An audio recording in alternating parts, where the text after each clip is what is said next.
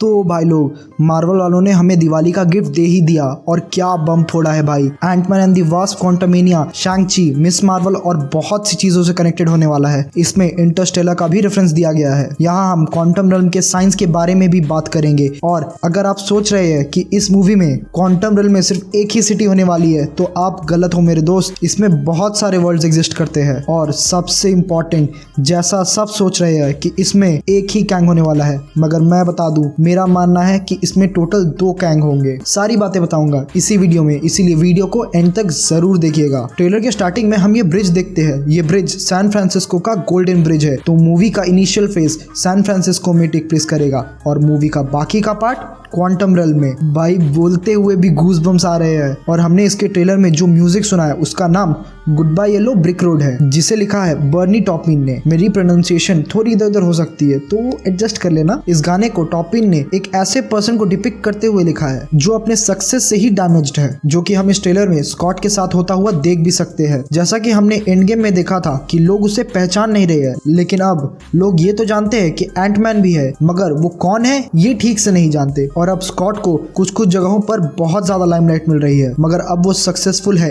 एक super hero बन के। बट जैसा कि खबर आ रही है कि कैंग केसी को किडनैप कर लेगा और स्कॉट से एक हाइस्ट कंडक्ट करवाएगा, तो अब ये स्कॉट के लिए बहुत मुश्किल होने वाला है कि अब वो अपनी बेटी को बचाए एज अ फादर या दुनिया को एज अ सुपर हीरो, क्योंकि कैंग को चोरी करना चाह रहा है और वो बाकी दुनिया के लिए अच्छा तो नहीं ही होगा। और कैंग क्या चोरी करना चाह रहा है इसके बारे में भी हम आगे वीडियो में बात करेंगे। स्कॉट को अभी भी भरोसा नहीं है कि वो एक एवेंजर कैसे है, क्योंकि वो उस पॉपुलैरिटी को डाइजेस्ट नहीं कर पा रहा है जो उसे मिल रही है। और हम देखते भी है कि जिस आइसक्रीम कंपनी से स्कॉट को निकाला गया था, उसके क्रिमिनल रिकॉर्ड को देखकर उसे अब उसी कंपनी में एम्प्लॉय ऑफ द ईयर नहीं, एम्प्लॉय ऑफ द सेंचुरी बना रहे हैं। भाई इतने साल तो उस आइसक्रीम कंपनी यानी बास्किन रॉबिन्स को खुले हुए भी नहीं हुए हैं, और बास्किन रॉबिन्स असली में एग्जिस्ट करने वाली एक आइसक्रीम कंपनी है। फिर हम एक कैफे का सीन देखते हैं जिसमें स्कॉट को ये बुढ़ा स्पाइडरमैन कहता है, जिससे हमें ये पता चलता है कि स्कॉट एक एवेंजर होने की वजह से फेमस है, एंटमैन होने की वजह से नहीं, और वो इसी चीज को डाइजेस्ट करके चल रहा है। और इस कैफे में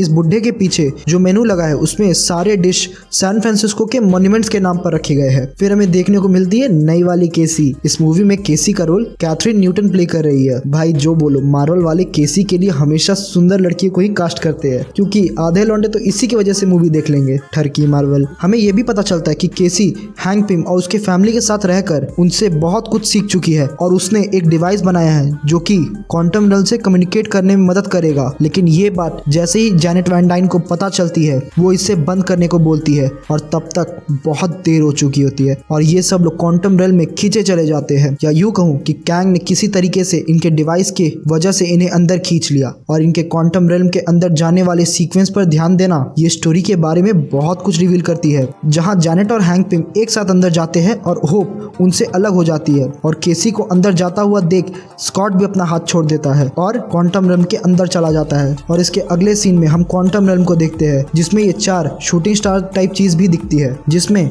सबसे बड़ा वाला स्टार स्कॉट और केसी होगी, क्योंकि वो दोनों साथ में अंदर गए थे। जैनेट और हैंक पिंग थोड़े दूर थे, जो कि ये दोनों वाले स्टार्स होंगे, और होप ये वाली स्टार होगी जो उनसे थोड़ा अलग जा रही है। इससे हमें ये समझ में आता है कि ये सब क्वांटम रेल्म में जाने के बाद एक दूसरे को ढूंढेंगे और इन सब में सबसे खतरनाक जगह पहुंची होगी होप, क्योंकि हम ट्रेलर में देख सकते हैं ये सबसे ज्यादा डरी हुई है और मेरे ख्याल से ये कैंग की क्रोनोपोलिस सिटी है। और अगर आप इस समय म्यूजिक के लिरिक्स को सुनोगे तो आपको सुनाई देगा, When are you gonna come down? When are you going to land? I should have stayed on the farm. I should have listened to the old man. ये गाना goodbye yellow brick road 1973 की एक film the wizard of Oz के लिए लिखा गया था, जिसमें भी इसी तरीके से एक लड़की डोरोथी और उसका डॉग टोटो एक टॉर्नेडो की वजह से एक ऐसी दुनिया में आ जाते हैं जहाँ ड्वार्फ्स रहते हैं, और वहां से निकलने के लिए उसकी मदद एक विज़र्ड करता है जो कि बहुत ताकतवर रहता है। मगर उसके लिए डोरोथी को एक चीज चुरानी होती है एक दूसरे विज़र्ड से, और जब वो ये कर लेती है तब पता चलता है कि वो अच्छा wizard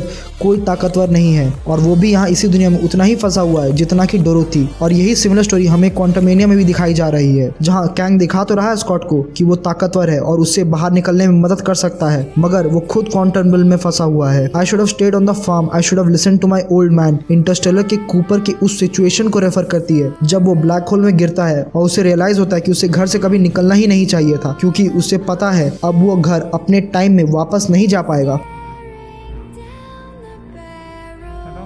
Don't go, Yui. Don't go!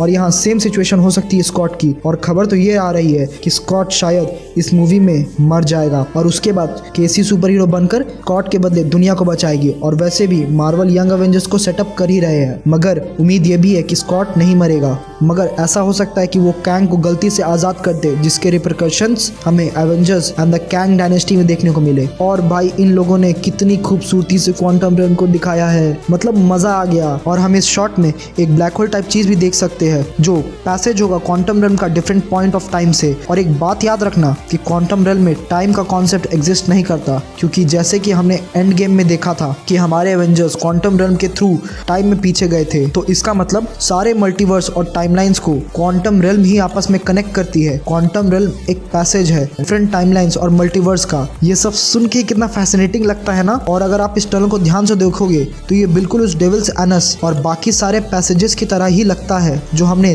Thor Ragnarok में सकार पर देखी थी, जिसमें ये टनल्स वार्म होल की तरह थी जो स्पेस से बहुत दूर वाले पॉइंट्स को आपस में कनेक्ट करती थी। और यही काम यहाँ पर ये टनल्स डिफरेंट टाइमलाइंस के लिए कर रही है। और जैसा कि मैंने कहा कि क्वांटम रेल्म में एक कैंग की सिटी क्रोनोपोलिस एग्जिस्ट करती है, तो ऐसा हो सकता है कि जैनेट जब क्वांटम रेल्म में ट्रैप हुई थी तब वो इस सिटी में कभी ना कभी गई हो, मगर बाद में वो उस सिटी से बाहर निकलकर उसके आउटर में रहने लगी हो। इस शॉट में हम देख भी सकते हैं कि कुछ लोग उसी तरह ड्रेस्ड है जैसे जैनेट ड्रेस थी जब उसे हैंक पिम लेने आया था। हो सकता है जो लोग सिटी से बाहर रहते हो उन लोगों ने अपना एक कल्ट बनाया होगा जिसमें जैनेट भी थी, और इसीलिए हम अगले सीन में एक वैसे ही ड्रेस्ड औरत को हैंक और जैनेट के साथ एक स्टिंगरे पर उड़ते हुए देखते भी है। और वो औरत शायद इसे होप और स्कॉट से मिलाने की कोशिश कर रही हो, और इसीलिए हम आगे के सीन में देखते भी है कि होप जैनेट से बात कर रही है क्वांटम रेल्म में, मतलब वो लोग मिल भी गए। और अगर आप बैकग्राउंड को देखोगे तो ये एक रूम या शिप का कोई कंपार्टमेंट है। और एक बात तो मैं ऐड करना भूल ही गया, लगता है हैंक पिम ने टोनी के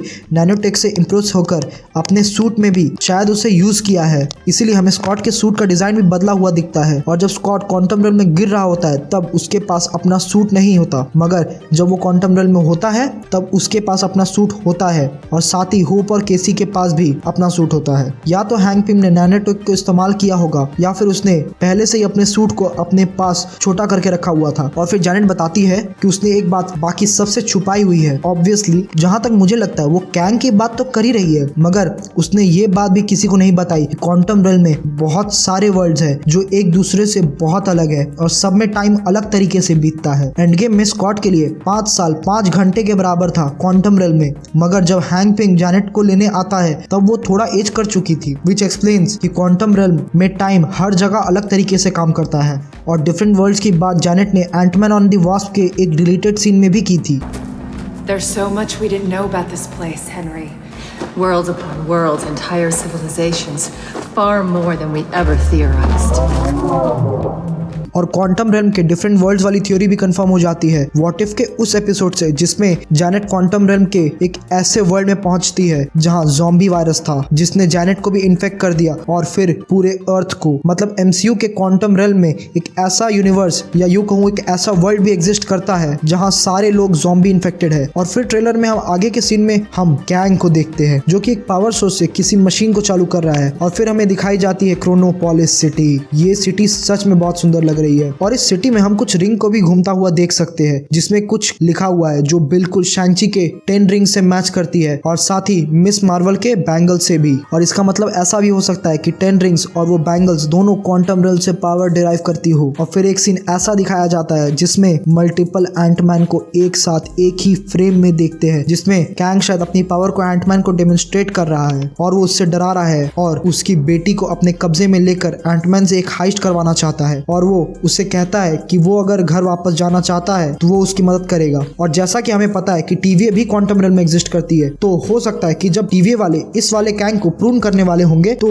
ये उससे पहले ही वहां से भाग कर निकल गया और क्वांटम रेल्म में ही अपनी एक सिटी बना ली। और टीवीए वाले इसे इसलिए नहीं ट्रैक कर पाए क्योंकि क्वांटम रेल्म में टाइम का कोई कॉन्सेप्ट ही एग्जिस्ट नहीं करता, इसीलिए वो क्वांटम रेल्म में कोई भी चेंज क्यों ना करे उससे रियलिटी पे कोई इफेक्ट नहीं पड़ेगा और ना ही कोई ब्रांच क्रिएट होगी। और कैंग एंटमैन से क्या चोरी करवाना चाहता है इस इसकी मेरे पास 3 थ्योरीज है और भाई तीसरी वाली तो मेरी सबसे फेवरेट है। पहली कि कैंग को यहाँ से बाहर निकलने के लिए अपने टाइम चेयर की जरूरत पड़ेगी जो कि इसके पास इसके कॉमिक्स में होती है, जिससे वो किसी भी टाइम में चला जाता है। और मेरे ख्याल से ये टाइम ट्रैवल चेयर मोडॉक के पास होगी। मोडॉक मार्वल कॉमिक्स में एवेंजर्स का बहुत बड़ा विलन है और एंटमैन में जैसे हमने देखा था कि येलो जैकेट भी सब एटॉमिक होकर चला गया था, तो येलो जैकेट ही मोडॉक है जो हमें इस मूवी में दिख सकता है, जिसके पास से स्कॉट को टाइम चेयर चुरानी है। दूसरी थ्योरी ये है कि इस मूवी में 2 कैंग्स है और दोनों क्वांटम रेल में ही है और ये वाला कैंग दूसरे कैंग से उसका टाइम चेयर छीनना चाहता है, मगर वो ऐसा कर नहीं सकता क्योंकि किसी वजह से वो क्रोनोपोलिस सिटी से बाहर नहीं निकल सकता। और तीसरी और सबसे अमेजिंग थ्योरी ये है कि कैंग टीवीएस से उनकी वो डिवाइस चुराना चाहता है जिससे वो किसी भी टाइमलाइन में जा सकता है, जिसे हमने लोकी के सीरीज में भी देखा था। और अब तो वैसे भी टीवीए को कैंग का ही एक वेरिएंट रूल करता है, जिसे हमने लोकी के फाइनल एपिसोड में एंडिंग में देखा था। तो इस मूवी में 2 कैंग्स के होने की पॉसिबिलिटी बहुत ज्यादा है और जैनेट को कैंग के बारे में पहले से ही पता था, मगर उसने कभी नहीं बताया। अब अगर आप सोच रहे होंगे कि जैनेट तो ही हू रिमेन्स के मरने से पहले क्वांटम रेल से बाहर आई थी, तो तब तक तो कोई कैंग नहीं था, तो या तो वो कैंग जिससे जैनेट जानती है वो टीवीए से छुप गया था, या फिर हो सकता है कि जैसा कि हमने देखा था कि सिल्वी ने ही हू रिमेन्स को एक ऐसी जगह पर मारा था जहां पर टाइम का कोई कॉन्सेप्ट एग्जिस्ट नहीं करता था, जो कि ही हू रिमेन्स का पैलेस था। तो अब कैंग हर टाइमलाइन में हो सकता है। जानता हूँ ये थोड़ा कॉम्प्लिकेटेड है, मगर 2-3 बार सोचोगे तो आप समझ जाओगे। और भाई केसी क्या लग रही है इस कॉस्ट्यूम में, मतलब मजा आ गया। इस मूवी से रिलेटेड अभी बहुत से क्वेश्चंस बाकी है जिसे मैं किसी और वीडियो में कवर करूंगा। मुझे सब्सक्राइब जरूर कर लीजिएगा ताकि उस आने वाली वीडियो को आप मिस ना कर दे। मुझे अपनी थ्योरीज इस मूवी के बारे में आप कमेंट्स में भी बता सकते हैं और अगर आपके मन में कोई सवाल है तो वो भी पूछ सकते हैं। मुझसे पर्सनली कनेक्ट करना चाहते हैं तो नीचे इंस्टाग्राम का लिंक दिया हुआ है, आप वहां जाकर मुझे फॉलो कर सकते हो। वीडियो अच्छी लगी हो तो लाइक कर दीजिएगा। तब तक के लिए देखते रहिए सिनेमैटिक सागा।